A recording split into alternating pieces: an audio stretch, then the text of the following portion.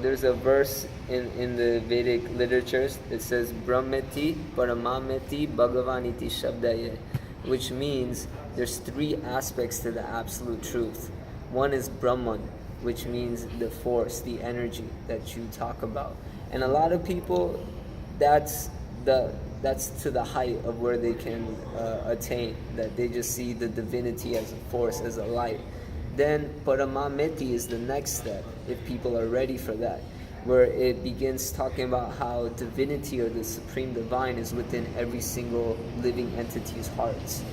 And that's why people who realize that stage, they don't even want to eat animals or step on ants or anything like that, because they realize the sacredness of all living beings, because it's coming from the same original source. And in that sense, we're all family.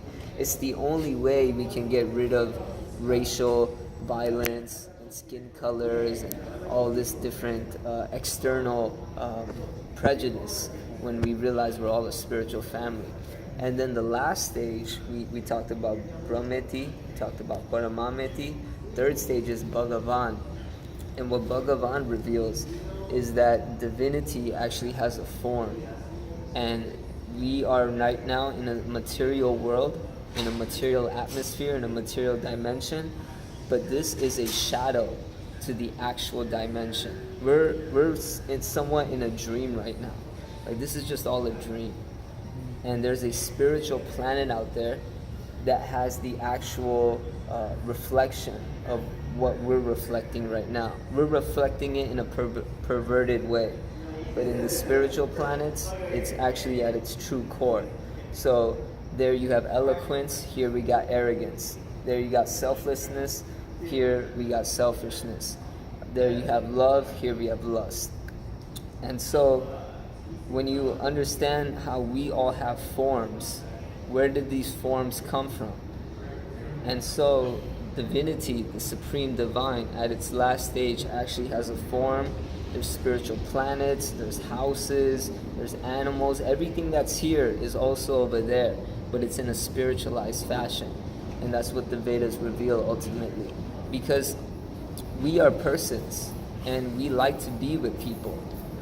Like, if you screw up in this world, let's say you shoot somebody, let's say you murder somebody, let's say you rob somebody, let's say you rape somebody, they're gonna put you in a jail. They're gonna put you in a prison. And what's gonna happen to you if you mess up in the prison? Let's say you stab a guard. Let's say you hurt somebody, you punch somebody.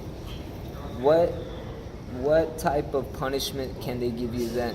I'm going to ask you, what kind of punishment do they give if you mess up in jail? Just keep you in jail, just away from everyone probably. But they put you, they keep you away from everybody. What is that called?